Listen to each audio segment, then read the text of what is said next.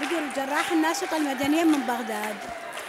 أرى أن حرية المرأة هي ليست حريتها في المأكل والمشرب وفرصتها في الزواج. المرأة لها بعد وعمق مجتمعي أكثر متى ما تحققت لها الحرية الاقتصادية والحرية في اختياراتها جمة. هذه المرأة نعتبرها هي اللبنة الحقيقية في بناء مجتمع. اقتصادها هو حريتها. متى ما حققت اقتصادها وشعرت أنه هي قدرت تحقق ذاتها في أنه لا تعتمد على الأب أو الأخ أو الزوج، لها اقتصادها الخاص بها، إذن هي صارت امرأة يعني تعتد بنفسها أولا والمجتمع يعتد بها.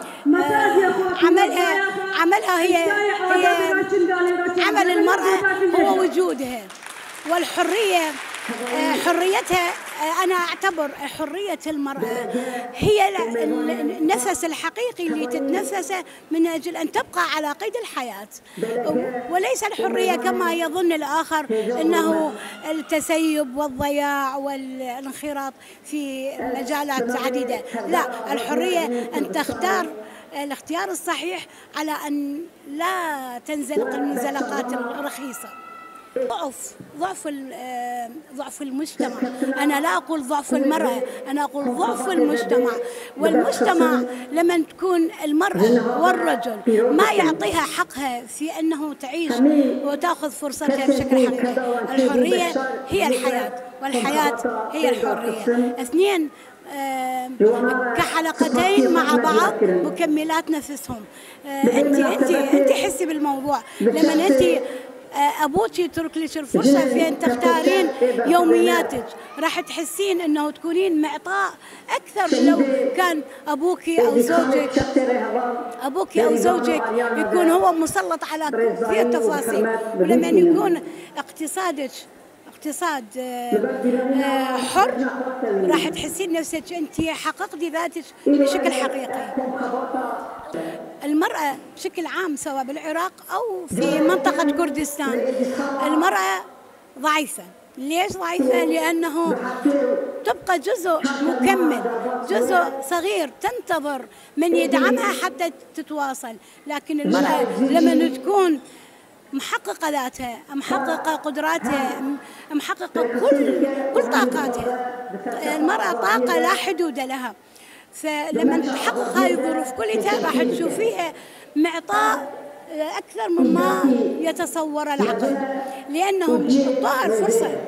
يعني مثل الطير لو تركوه خارج القفص راح تشوفوه يحلق في السماء، ممكن يقدم كثير من جمال، ممكن يعطي كثير من العطاء. لكن لما يكون داخل القفص يحد من نشاطه، يحد من عطائه، يحد من كثير من أمانية، لأنه الإنسان كثير عنده طاقات، بس السجن هو اللي يحد منه.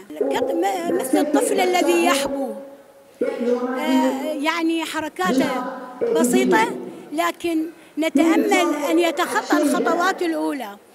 ما زالت المرأة في خطواتها الأولى، وبعضهن ما زالن يحبون الحبوات الضعيفة. نتأمل منهم أن ينهضوا بواقعهم حتى يقدمون على الخطوات المهمة اللي يتأمل بها المجتمع للنهوض بواقعهم.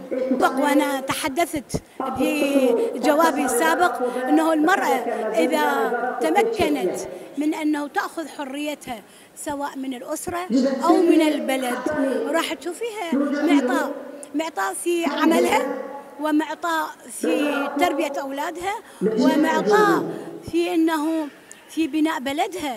لما تربي أجيال جديدة نقية نظيفة، هذا ما يتأمل كل مواطن، أنه أبناء يأخذون مساحتهم، يأخذون تربيتهم وعطائهم وعلمهم ومعرفتهم، لأن الأم هي المدرسة الحقيقية. لما المرأة تكون ضعيفة أبنائها يكونون ضعيفين. فالفرصة الحقيقية أنه الأم والمرأة أنه تأخذ حريتها تماما لتبني ذاتها. متى ما بنت ذاتها راح المنتوج اللي عندها كثير راح يكون إنتاج حقيقي نافع للبلد.